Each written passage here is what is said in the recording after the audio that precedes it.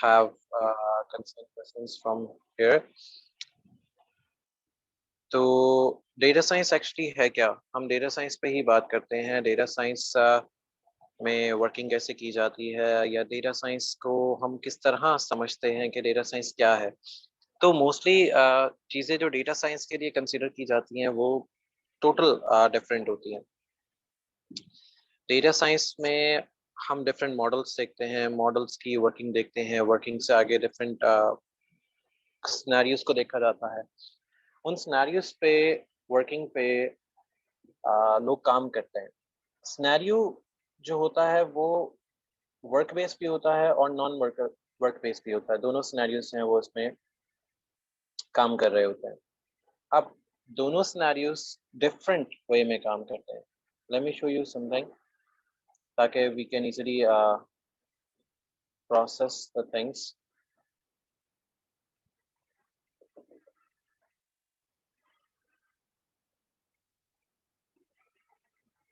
So easily चीज़ों की processing वाली साइड पे आ जाएंगे। That we are going to make the process of the different working material in data science.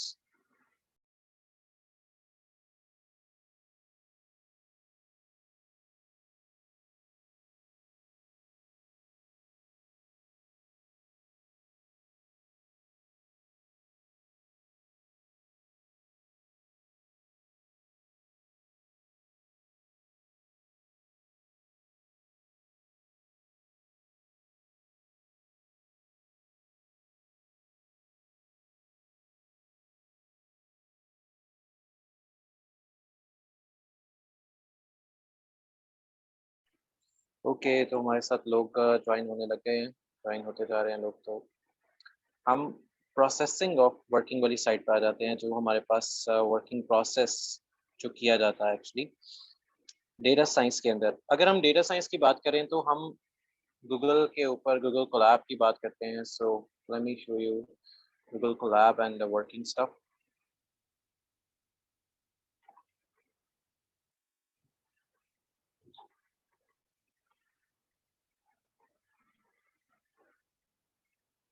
मैं भी आप सबसे स्क्रीन शेयर कर लूँगा so we can easily work it on with the data science and data science processing.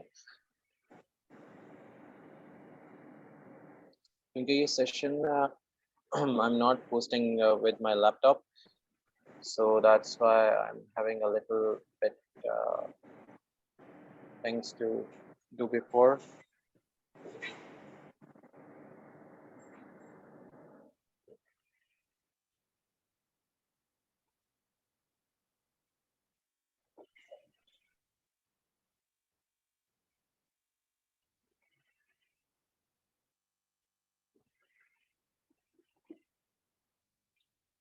Okay, so let's have a start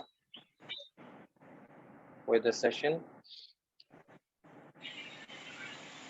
तो हम data science की बात कर रहे थे। तो डेटा साइंस में हमारे पास जो वर्किंग आती है वो थोड़ी सी डिफरेंट इस वजह से आती है कि we are working over few things regarding the data science. अब डेटा साइंस में अगर सिर्फ हम बात करते हैं, ज़्यादातर लोगों को ये होता है कि डेटा साइंस में वर्किंग कैसे की जाती है या डेटा साइंस की वर्किंग क्या होती है। As I told you that कि ये सेशन में लैपटॉप से I wasn't able to host the session using my laptop, but आपको जो रिकॉर्डिंग मिलेगी वो एक लैपटॉप बेस्ड रिकॉर्डिंग होगी। So don't worry about that.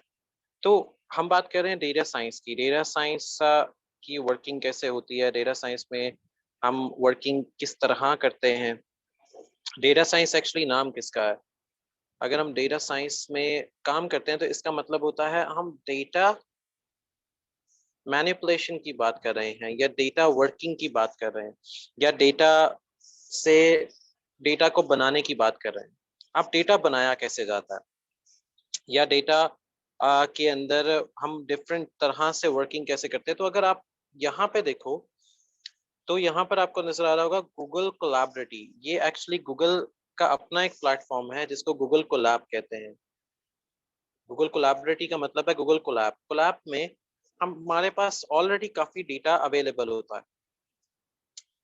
Already हमारे पास डेटा अवेलेबल होता है गूगल कोलैब के अंदर। कोलैब में जब डेटा हमारे पास अवेलेबल है, इट मींस के we are able to work on some kind of resources, some kind of resources. अब वो रिसोर्सेस क्या होते हैं? पहला रिसोर्स आता है हमारे पास जुपिटर नोटबुक का, दूसरा आता है कोलैबोरेटी क्या होती है, तीसरा आता है कि इसमें प्रोग्रामिंग किस तरह यूटिलाइज की जाती है, कि 2014 में एक प्रोग्रामिंग लैंग्वेज को इंट्रोड्यूस किया गया only for data science people, only for data science people. तो उस कोलैबोरेटी को किस तरह यूटिलाइज करेंगे। फिर पाइथन 3 क्या होती है। फिर एक्चुअल वर्किंग में अगर हम आते हैं एज अ डेटा एनालिस्ट, तो पाइथन का कोड एज अ एनालिस्ट आपको कहाँ कहाँ पर हेल्प करता है, कहाँ कहाँ पर हेल्प करता है पाइथन का कोड एज ए एनालिस्ट। अब एनालिस्ट कौन होते हैं? पहले तो बात यह आ गई है कि हम कुछ चीजें डिस्कस करते हैं, जैसे कि हमारे पास एनालिस्ट कौन है, हमारे पास लोग कौन है जो एनालिस्ट बनते हैं, या हमारे पास कौन से ऐसे वर्कर आते हैं या कौन से ऐसे लोग आते हैं जो एनालिस्ट वाली साइड पे अपने आप को लेके चले जाते हैं। तो पहले तो फ्यू चीजें इस तरह की डिस्कस कर लेते हैं कि एनालिस्ट कौन होते हैं, एनालिस्ट कौन बनते हैं, और डेटा साइंस का इससे किस हद तक लिंक है या लिंक किया जाता है। तो पहली बात करते हैं डेटा एनालिस्ट। आप अगर डेटा साइंस का कोर्स कर रहे हो तो डेटा एनालिस्ट कौन है, डेटा साइंस में डेटा एनालिस्ट किनको कहा जाता है। अगर आपके पास इफ यू हैव डेटा, अब वो डेटा चाहे कंपनी का है, चाहे वो डेटा आपका किसी स्टोर का है, चाहे वो डेटा किसी वेदर का है, एनीथिंग, जो भी डेटा होता है, ये just have to make sure कि जो डेटा है वो आपका काम का डेटा है, या उससे आप काम कोई ले सकते हो, या उससे आप कोई काम निकाल सकते हो। तो वो सारा डेटा आप यूटिलाइज कर सकते हो किसी ना किसी प्रिडिक्शन मॉडल के लिए, किसी ना किसी प्रिडिक्शन के लिए, कि आने वाले टाइम में आपका डेटा या आपका ग्राफ या आपकी कंपनी इतनी ऊपर जाएगी आने वाले टाइम में, या इतनी नीचे आएगी। So that depends on the specific data that you provide, या आपकी वजह से कोई डेटा जिसको मिलता है, ये वो चीजें इसमें आती हैं। तो जब आपके पास डिफरेंट चीजें आती हैं एज अ डेटा एनालिस्ट, तो आप क्या काम करते हो, उस पर अपनी वर्किंग स्टार्ट कर देते हो, उस पर अपनी वर्किंग स्टार्ट कर देते हो, या उस पर अपनी वर्किंग को पुट करवा देते हो। तो दोनों चीजें डिपेंडेंट होती हैं डेटा एनालिस्ट के, दोनों चीजें वर्किंग में आती हैं एज अ डेटा एनालिस्ट के। डेटा एनालिस्ट उस पर किस तरह काम करता है, वो हम वर्किंग यहाँ से निकालते हैं एज अ डेटा एनालिस्ट की वर्किंग में। जो हमारे पास डेटा की कोर रिस्पॉन्सिबिलिटीज होती हैं, उनमें उसकी वर्किंग निकाली जाती है। जैसे कि जो डेटा साइंटिस्ट होता है, डेटा साइंटिस्ट भी कुछ काम करता है रिग्रेशन मॉडल्स पे। डेटा साइंटिस्ट किस पे काम करता है, रिग्रेशन मॉडल्स पे। अब रिग्रेशन मॉडल्स क्या होते हैं, रिग्रेशन मॉडल्स को किस तरह कंसीडर किया जाता है, या रिग्रेशन मॉडल हम किन को कहते हैं कि रिग्रेशन मॉडल्स हैं। रिग्रेशन मॉडल्स होते हैं जिनमें हम प्रिडिक्शन करते हैं, जिनमें हम प्रिडिक्शन करते हैं, वो हमारे पास रिग्रेशन मॉडल्स में आता है। वो हमारे पास सारे रिग्रेशन मॉडल्स आते हैं जिनमें हम किसी भी चीज की प्रिडिक्शन कर सकते हैं, या किसी भी चीज पे न्यू वर्किंग कर सकते हैं। तो वो सारा का सारा काम हमारा रिग्रेशन मॉडल में आएगा, या रिग्रेशन में आ जाता है, रिग्रेशन मॉडल में आ जाता है, या रिग्रेसर में आ जाता है।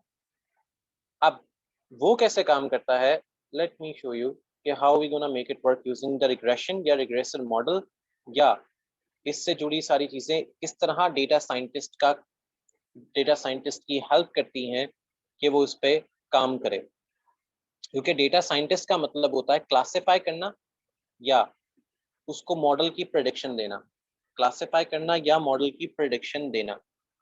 सो दोनों चीजें एज अ डेटा एनालिस्ट या एज अ डेटा साइंटिस्ट आप काम करते हो उन दोनों चीजों पे, ताकि जो आने वाला टाइम है आप उसको भी प्रेडिक्ट कर सको, और जो वर्किंग क्राइटेरिया है आप उसको भी प्रेडिक्ट करके निकाल सको। So both things are connected together, और उसकी कनेक्शन से होता ये है कि mostly the people are working on, तो वो उस तरह उस पे काम नहीं कर पा रहे होते जैसे उनको काम चाहिए होता है या जैसे उनको काम करना होता है. So I am just going to make the host. I hope के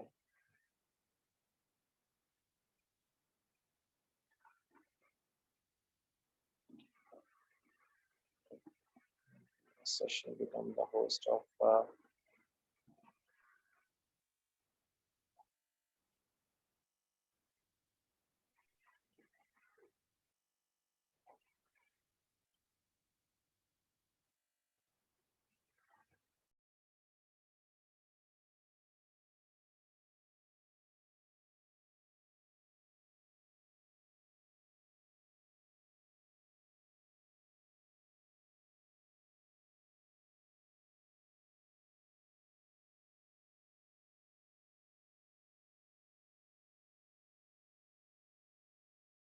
तो जैसे मैं बात कर रहा था होस्ट पे, या रिग्रेशन मॉडल्स को हम किस तरह स्टडी करते हैं, या रिग्रेशन मॉडल्स कौन से होते हैं, या डेटा साइंस में रिग्रेशन मॉडल्स को किस तरह कंसीडर किया जाता है, तो वो सारी डिस्कशन अब हम करने लगे हैं वर्किंग के साथ. कि हमारे पास जो हमारी वर्किंग क्राइटेरिया है, या रिग्रेशन मॉडल्स होते हैं, या रिग्रेसर्स जिनको देखा जाता है, परखा जाता है या समझा जाता है, वो मॉडल्स क्या हैं. उन मॉडल्स को कैसे ट्रेन किया जाता है, और उन मॉडल्स पे वर्किंग कैसे निकलती है. तो डिपेंडेंट क्या होते हैं कि हमारे पास रिग्रेशन मॉडल्स कौन कौन से आते हैं, या रिग्रेशन मॉडल्स को हम किस तरह देखते हैं, रिग्रेशन मॉडल्स कौन से होते हैं. या क्योंकि जब डेटा साइंस में हम पहला स्टेप रखते हैं ना, हमारा पहला स्टेप होता है कि हमें ये पता हो कि हमारा डेटा किस तरह बनाया गया है, या डेटा में किस तरह वर्किंग स्टार्ट की जाती है. First of all we have to study कि डेटा कैसे बनाया जाता है, या डेटा आता कहाँ से है, या डेटा किसको कहते हैं, किस तरह का डेटा होना चाहिए, किस तरह का डेटा नहीं होना चाहिए. तो पहले डिस्कस करते हैं डेटा के बारे में, फिर हम रिग्रेशन, और रिग्रेशन से फिर आगे.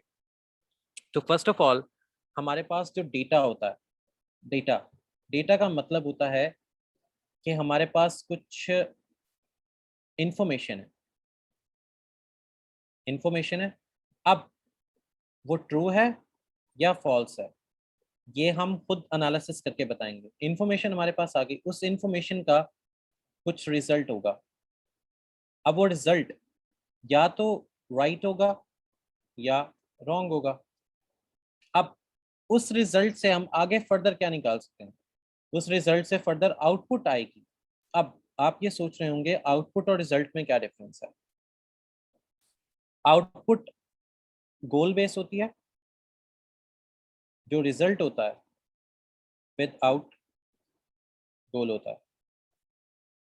अब इन दोनों में क्या डिफरेंस है, मैं आपको एक छोटी सी एग्जांपल से समझाता हूँ. सपोज करते हैं, लेट्स सपोज कि आपने, या आपके पास पाकिस्तान है, ये आपके पास चाइना है, दो कंट्रीज हैं. अब आपने इन दोनों में ट्रैवल करना है. You want to travel between them, you want to travel between them. अब आपका आउटपुट आपको क्या चाहिए, आपको आउटपुट ये चाहिए कि आप चाइना पहुंच जाए. So output is to reach China. लेकिन होता क्या है, अनफॉर्चुनेशन हैपन होती है, और मैं इसको किसी और चीज से डिजाइन कर देता हूँ. अनफॉर्चुनेट कोई चीज आती है रास्ते में या किसी भी जगह पर, तो आप चाइना नहीं पहुंच पाते. Unfortunate things happen and you are not even able to reach China. You are not even able to reach China. तो होता क्या है, आप कहाँ पे पहुंच जाते हो, आपकी वर्किंग कहाँ पे चली जाती है, या आपका डेटा कहाँ रह जाता है, या आप खुद कहाँ रह जाते हो. तो होता ये है कि आप पहुंच गए चाइना, आपने जाना था, लेकिन आप पहुंच गए किसी और जगह पर. यहां से फिर आगे आप चाइना के लिए दोबारा निकलोगे. तो ये आपके पास रिजल्ट आया कि आप पाकिस्तान से चले थे लेकिन आप पहुंच कहीं और गए, फिर आप यहाँ पे आ गए। इट मीन्स कि जो दरमियान में गैप आ गया, the gap you got in between, जो आपको अब ये गैप आ गया है इन बिटवीन में, ये वाला गैप, तो आप इसको कहते हैं डिस्पैरिटी। डिस्पैरिटी एक ऐसा गैप होता है जिसकी वजह से आप किसी काम को करने से डिले हो जाते हो, आपका काम डिले हो जाता है, आपका काम उस तरह नहीं हो पाता जिस तरह आप अपना काम करना चाहते हो, आपका काम उस तरह नहीं होता जिस तरह आप अपने काम को तरजीह दे रहे हो। तो इट मीन्स कि डिस्पैरिटी की वजह से you are not even able to reach your goal, you are not even able to reach your goal on time. क्यों? क्योंकि आपका जो रिजल्टेंट वेक्टर है जिसकी वजह से आप लेट हो गए थे, आपका जो रिजल्टेंट वेक्टर है ये वाला, इसने आपको लेट कर दिया, क्योंकि आपका डेटा सही था, इंफॉर्मेशन शायद उसमें गलत थी कुछ, तो आपने ठीक रास्ते पे जाना था लेकिन आप गलत रास्ते पे पहुंच गए। अब इस सारी सिचुएशन को, ये डेफिनेटली एक सिचुएशन बन गई, इस सारी सिचुएशन को हैंडल करने के लिए डेटा साइंटिस्ट क्या करते हैं, डेटा साइंटिस्ट ये करते हैं कि अगर आप उनके पास कुछ डेटा होता है, कोई भी किसी भी किस्म का डेटा होता है, तो वो उस पर पहले ही फंक्शन अप्लाई करके उस पर प्रेडिक्शन निकाल लेते हैं कि अगर ये चीज होगी, अगर ये चीज होगी तो मेरे पास क्या चीज पॉसिबिलिटी हो सकती है। तो उनके पास क्या होता है, उनके पास एक फंक्शन होता है। अब वो फंक्शन क्या करते हैं, जैसे ये मेरे पास प्रिडिक्ट ऑटोमेटिकली आ रहा है, जैसे IMDb के ऊपर मूवी की रेटिंग आती है, वो ऑटोमेटिकली प्रिडिक्ट हो जाती है, उसको ऑटोमेटिकली प्रिडिक्ट किया जाता है। ऑटोमेटिकली प्रिडिक्शन से क्या होता है कि हमें ये लगता है कि लोग उस पर वोट कर रहे हैं या प्रिडिक्शन दे रहे हैं, जबकि ऐसा नहीं होता। प्रिडिक्शन में डेटा साइंटिस्ट क्या करता है, एक छोटा सा रिग्रेशन का फॉर्मूला यूज करता है जिसमें एक्स की वैल्यू होती है और वाई की वैल्यू होती है, जिसमें एक्स की वैल्यू होती है और वाई की वैल्यू होती है। उसमें होता यह है कि एक्स की वैल्यू को कंसीडर किया जाता है वाई की वैल्यू के साथ, एक्स की वैल्यू को वाई की वैल्यू के साथ डिस्ट्रीब्यूट किया जाता है। क्यों किया जाता है? क्योंकि उसके फीचर्स डिफाइन होते हैं पहले से, उसके फीचर्स डिफाइन होते हैं पहले से कि आपने अपनी जो वर्किंग है उसको कैसे करना है, अपनी वर्किंग को कैसे करना है। इट मींस कि लोगों ने पहले एक फीचर डिफाइन किया होता है, जैसे आप लोग करते हो कि अगर आप क्लास सेमेस्टर में इतना पढ़ोगे या आप अगर 9th क्लास में इतने मार्क्स ले जाओगे तो 10th में आपके इतने आने के चांसेस हैं। इट मींस कि आपने एक्स की बेस पे, जो आप एक्स आपका जो 9th क्लास है, आपने एक्स की बेस पे अपना वाई जो आपकी 10th स्टैंडर्ड होगा उसको प्रिडिक्ट कर लिया। तो आपने आने वाला रिजल्ट प्रिडिक्ट कर लिया, आपने आउटपुट प्रिडिक्ट नहीं की। आउटपुट आपको रिक्वायर्ड है कि आपने 1000+ मार्क्स लेने हैं, लेकिन जो रिजल्ट आया वो 1000+ के लिए नहीं आया। इट मींस कि जब आपके 9th के मार्क्स आए थे, 9th के मार्क्स जो आपने खुद से प्रिडिक्ट किया था कि आपने सपोज करें 9th में you will gonna get 425 marks the according to the suggestion, according to the working you have done, according to the input you have done, you have decided कि आपके 425 मार्क्स आएंगे, लेकिन आपका जो रिजल्टेंट वेक्टर आया वो 325 था। इट मींस कि जो आपको आउटपुट रिक्वायर्ड थी, जो आपको आउटपुट रिक्वायर्ड थी वो तो आई नहीं, आउटपुट तो ये थी, लेकिन आपका रिजल्ट आ गया।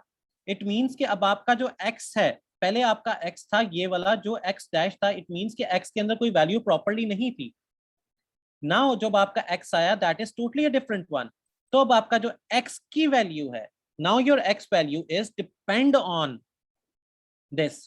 अब आपकी x की वैल्यू है 325, अब ये x की वैल्यू डिपेंडेंट हो जाएगी y के लिए कि अब आपको कितनी मेहनत करनी है कि y का जो आउटपुट है, जो अब आप कंसीडर कर रहे हो y से आउटपुट, वो आपको आउटपुट आए, लेकिन एट द एंड आएगा इसका भी रिजल्ट। फिर जब आप दोनों को कंप्यूट करोगे तो आपको एक आउटपुट मिलती है, दोनों को कंप्यूट करते हो तो आपको एक आउटपुट मिलती है। तो ये एक्चुअली एक डेटा है। अब आप इस आउटपुट के अकॉर्डिंग, इस डेटा के अकॉर्डिंग आप क्या करते हो, यूनिवर्सिटीज में कॉलेजेस में अप्लाई करते हो, यूनिवर्सिटीज और कॉलेजेस में अप्लाई करते हो। तो यही आउटपुट आपको इनपुट फीचर्स की तरह आपको मिलती है। आपकी अब आउटपुट जो बनी है वो किसी कॉलेज या इंस्टीट्यूट के लिए या कॉलेज या यूनिवर्सिटी के लिए इनपुट स्टेटमेंट बन गई। आपकी जो आउटपुट अब आई थी 9th के अकॉर्डिंग, 10th के अकॉर्डिंग, वो किसी इंस्टीट्यूट की, कॉलेज या यूनिवर्सिटी की उसकी इनपुट बन गई। तो हमारे फीचर्स अगेन आ गए इनपुट में। अब हम उसको अपने आप को दोबारा ट्रेन करेंगे कि अब अगर मैं इतने मार्क्स लूंगा तो मुझे फलां यूनिवर्सिटी में या फलां कॉलेज में या फलां जगह पर मुझे एडमिशन मिलेगा। तो हमने फिर अपनी आउटपुट रख ली रिजल्टेंट वेक्टर को देखते हुए। रिजल्टेंट वेक्टर जो हमारे पास 9th और 10th का आया उसके अकॉर्डिंग हमने फिर अपनी एक आउटपुट डिसाइड कर ली कि अब हम कॉलेज में ये करेंगे तो फिर हम यूनिवर्सिटी यहां तक जा सकते हैं। इट मींस के रिग्रेशन आप हमेशा से यूटिलाइज करते आ रहे हो, डेटा सिर्फ आपको रिक्वायर्ड होता है। तो रिग्रेशन मॉडल्स में हमारे पास जो इंपॉर्टेंट की है वो है लॉस फंक्शन। हम कितना लॉस करते हैं कि 1 प्लेस से 2 प्लेस तक, मतलब आपने प्रिडिक्ट किया कि आपने अंदाजा लगाया कि आपके 425 मार्क्स आएंगे लेकिन आपके 325 आए, तो आपको लॉस कितने मार्क्स का हुआ या लॉस कितने का हुआ, तो आपको कितनी और मेहनत करनी पड़ेगी ताकि आप वो लॉस वहां पे कवर कर लो। फिर इसमें आता है जर्नलाइजेशन। डेटा साइंस में जर्नलाइजेशन का सबसे अहम किरदार रहा है। वो कैसे कि डेटा के जर्नलाइजेशन प्रॉब्लम में फैक्टर के अंदर हम ये चीज एनालिसिस करते हैं कि जो मैं चीज जर्नलाइज करके या प्रेडिक्ट करके या सोच के या समझ के आगे निकाल रहा हूं, क्या वो मेरे पास वैसे ही आउटपुट में आती है या नहीं आती, क्या वो मेरे पास वैसे ही आउटपुट में आएगी या नहीं आएगी। इट मींस कि मैंने जर्नलाइज कर दिया अपने लिए कि क्या मेरे पास उस गोल तक पहुंचना आसान है या नहीं है, क्या मेरे पास इससे इस गोल तक जाना आसान है या नहीं है, क्या मुझे किसी हर्डल का सामना करना पड़ेगा या मैं इससे स्ट्रेट लाइन पे जा सकता हूं। सो गूगल मैप भी यही कैरेक्टरिस्टिक यूज करता है, यही क्लासिफिकेशन यूज करता है आपको आपका मैप बताने में, आपको आपके मैप के ऊपर रिजल्ट देने में। जैसे ही ट्रैफिक वहां पे लो डाउन होती है तो आपको रेड एक लाइन शो हो जाती है। रेड लाइन ये शो कर रही होती है कि वहां पर ट्रैफिक है काफी, जबकि रियलिटी में there is nothing like traffic, बस ट्रैफिक स्लो चल रही होती है। सो हम क्या करते हैं, वही सारी चीजों को इग्नोर करके हम ऑप्टिमाइजेशन पे आते हैं कि अगर हमारे पास ऐसा कोई रिजल्ट आ जाए या ऐसी कोई आउटपुट आ जाए तो हमने उसको ऑप्टिमाइज कैसे करना है, हमने उनमें से अपना रिजल्ट कैसे निकालना है, हमने उस रिजल्ट से अपने आप को प्रूफ कैसे करना है यस कि ये हमारा बेस्ट रिजल्ट है। फिर हमारे मॉडल की कॉम्प्लेक्सिटी यही होती है कि अगर हमने एक स्टेट से दूसरी स्टेट तक रीच करना है, हम रीच नहीं कर पाए तो इसके दरमियान का जो डिस्टेंस है वो कैसे कैलकुलेट होगा। इसको कहते हैं disparity between space 1 and space 2। Disparity between space 1 या disparity between state 1 and state 2। तो हम मॉडल की कॉम्प्लेक्सिटी की ऑप्टिमाइजेशन करने लगते हैं और हमें ये आइडिया हो जाता है कि how we gonna generalize our problem. जैसे मैंने एक जगह से दूसरी जगह जाना है या मैंने किसी आने वाले टाइम की प्रिडिक्शन करनी है। जैसे आपने देखा था कि कोविड जब आया था तो लोग प्रिडिक्ट कर रहे थे या साइंटिस्ट प्रिडिक्शन दे रहे थे कि अगर ये चीज ऐसे होगी तो ये कोविड खत्म हो जाएगा। तो वो प्रिडिक्शन होती है, वो रियलिटी बेस्ड नहीं होता। तो साइंटिस्ट क्या करते हैं, रिग्रेशन के डिफरेंट मॉडल्स अप्लाई करके, डेटा साइंटिस्ट या जो साइंटिस्ट होते हैं या मशीन लर्नर्स होते हैं वो रिग्रेशन के मॉडल्स को पुट करके उसमें they are able to decide what will gonna happen, they are able to decide what is going on, they are able to decide हम आगे फर्दर किस स्टेप पे क्या कर सकते हैं। तो रेगुलराइजेशन ये होता है कि अगर हम किसी स्टेप पे आके रुक जाएं और हमें आइडिया ना हो रहा हो कि what will gonna happen further in the next part, तो हम वहां पे रेगुलराइजेशन को डिप्लॉय कर देते हैं। रेगुलराइजेशन से ये आता है कि हमें ये आइडिया हो जाता है कि अगर हम यहाँ पे रुक गए हैं तो हमारे डेटा में क्या एरर आया था। so we can easily remove that error, we can easily remove that error और हम उस एरर से बहुत आगे आके फिर डेटा पॉइंट्स पे आ जाते हैं। डेटा पॉइंट्स ये होता है जिसपे हम कुछ डेटा हमारे पास है उसको हम ट्रेन करते हैं, कुछ हमारे पास हिस्ट्री का डेटा है, हम उन दोनों को आपस में मैच करवा के देखते हैं कि इसमें चेंज कितना आ रहा है, सेम कंडीशन पे सेम जगह पर ये क्या चीज चेंज हो रही है, सेम कंडीशन पर सेम जगह पर क्या चीज चेंज हो रही है। जो ऑटोनोमस व्हीकल्स में यूज होता है, अगर आपने देखा था कि ऑटोमेटिक कार्स वगैरह अगर डिजाइन हो रही हैं तो ऑटोमेटिक कार की डिजाइनिंग के पीछे जिस चीज का हाथ है वो ये है कि जो हम ऑटोनोमस व्हीकल्स को डिजाइन करते हैं ऑटोनोमस व्हीकल्स जिनको डिजाइन किया जाता है वो कैसे डिजाइन होती है, तो वो रिग्रेशन मॉडल में कैसे आता है।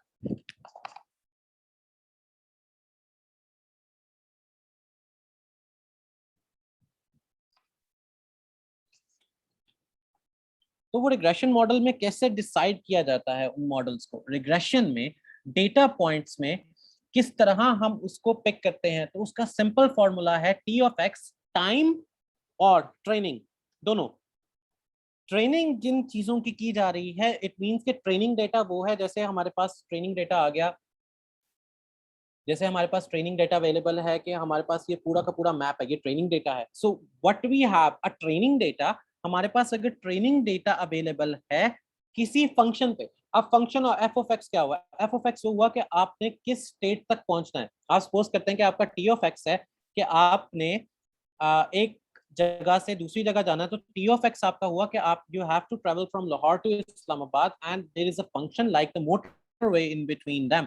तो एफ ऑफ एक्स जो फंक्शन है आपका, F of X is a function the motorway that between Lahore and Islamabad. तो आप उसको कितनी तेजी से कवर करते हो, तो इसमें एप्सिलॉन है, जो एंड वाला साइन है epsilon. So epsilon will let you know कि आप दरमियान में कहां कहां पे रुके, आपका क्या क्या एरर आया। अगर आपका एस्टिमेशन टाइम था 4 घंटे, आपका अगर एस्टिमेशन टाइम था 4 घंटे, T of X is equal to F of X, तो आपने टाइम मैयर किया था या आपने ट्रेनिंग मैयर ये की थी कि 4 घंटे में आप लाहौर से इस्लामाबाद पहुंच जाओगे, लेकिन नहीं पहुंचे। तो आप जहां जहां पे रुके थे, जहां जहां पे आपने स्टे किया था, वो एप्सिलॉन में काउंट होगा।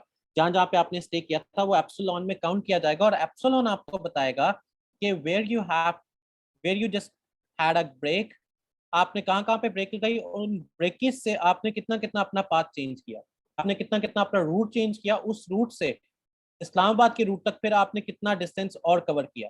So that's the epsilon will let you know. इसको एप्सिलॉन कहा जाता है, इसको ईटा कहा जाता है, इसको डिफरेंट प्रोनाउंसिएशन से इसको लोग प्रोनाउंस करते हैं। तो डेटा साइंटिस्ट का काम होता है आपको प्रिडिक्शन देना या प्रिडिक्ट करके बताना कि what you are going to do, what you are going to have. तो आपका हर पॉइंट डिपेंडेंट स्टेट के ऊपर डिपेंड करेगा कि आपने क्या डिसाइड किया था। मतलब आपको आउटपुट चाहिए थी कि आपने 4 घंटे में इस्लामाबाद पहुंचना, लेकिन आपका रिजल्ट आया 6 घंटे। तो आपकी आउटपुट से रिजल्टेंट वेक्टर के बीच में जो डिफरेंस आया उसको कहते हैं state space. State space is the disparity between the output and the output you got, जिसको हम रिजल्ट कहते हैं। The disparity between the output and the output you got, जिसको हम resultant vector कहते हैं, that's called the state space, the concept of state space। Data scientist क्या करते हैं, मोस्टली स्टेट स्पेस के साथ प्ले नहीं करते। क्यों नहीं करते, क्योंकि वो उसको इग्नोर कर देते हैं, जिसकी वजह से डेटा प्रेडिक्शन समटाइम्स सही आती हैं एंड समटाइम्स उसकी जो कंडीशंस हैं वो चेंज हो जाती हैं। जब कंडीशंस चेंज होती हैं तो हम as being a data scientist हम ये एनालिसिस नहीं कर पा रहे होते कि व्हाट हैपेंड, कहाँ से गलती हुई।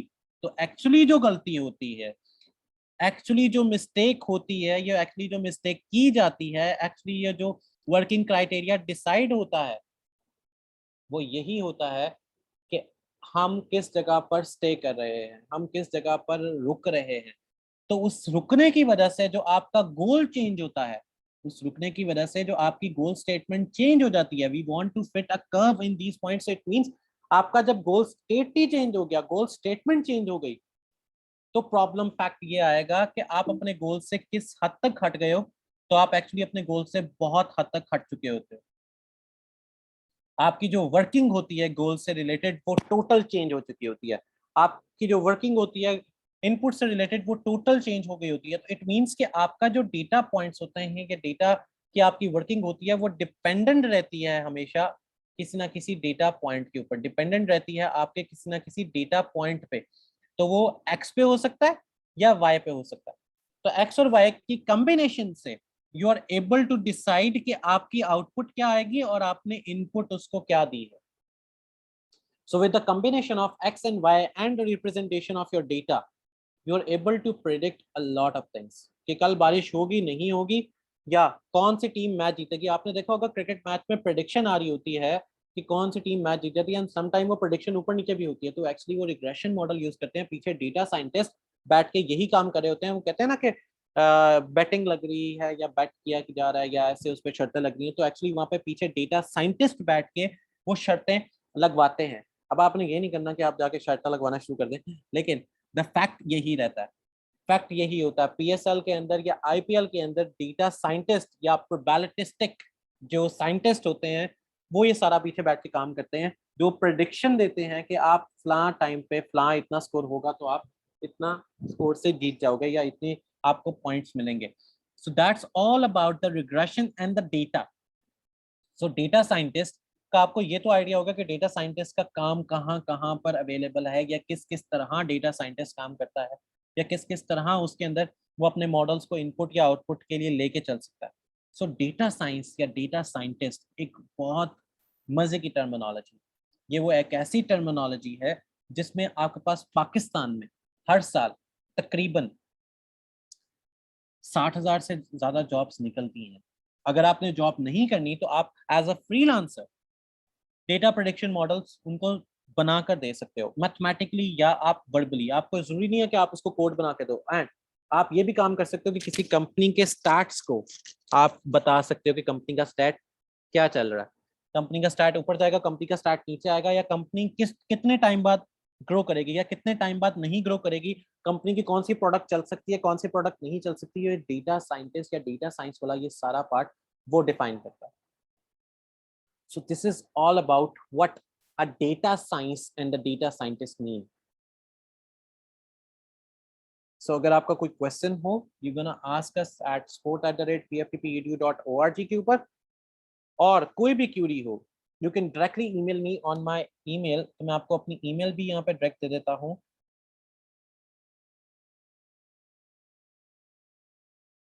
So I can get you back with your working things if you're gonna work with it.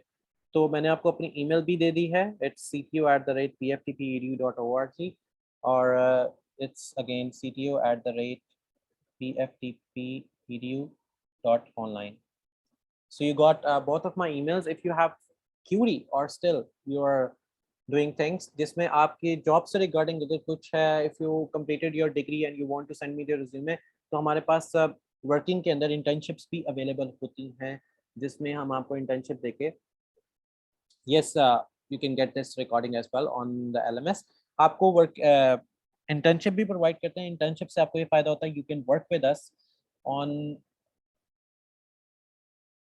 Laljan हम पाइथन को यूज करेंगे, आर लैंग्वेज को भी यूज कर सकते हैं, but Python is the basic one जो इजीली अंडरस्टैंड होती है सबके लिए।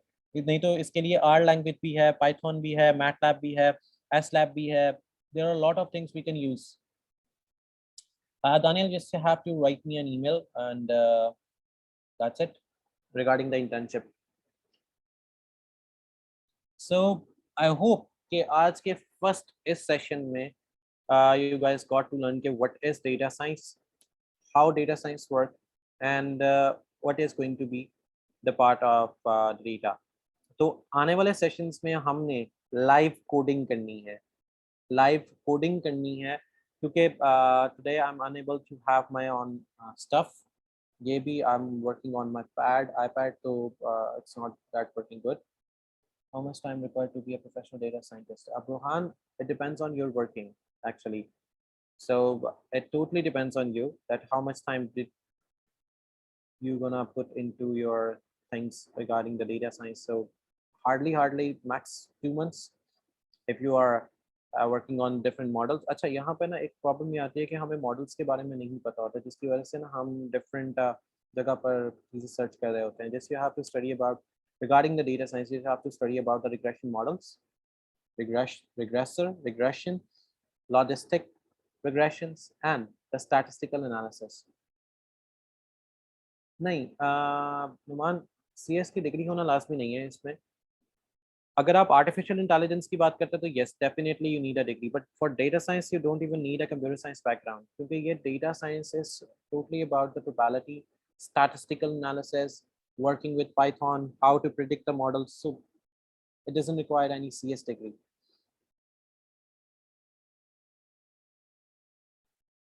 So okay, I hope that's gonna be a good part. तो हमारा जो next session होगा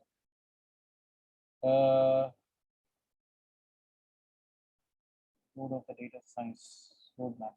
ठीक है, मैं आपको रोड मैप जो है वो अपलोड करवा देता हूँ आपके जूम सेशन के साथ ही, so you will get everything कि हम इस course what else we need to learn. अच्छा, इस कोर्स में कोई और चीज़ सीखने की ज़रूरत नहीं है। एक्चुअली मैथमेटिक्स के कुछ फार्मूलाज हैं जो आपने बेसिकली बचपन में किए हुए हैं 9th-10th के अंदर, so you don't even need to do anything else regarding this course especially, so you don't even need anything else.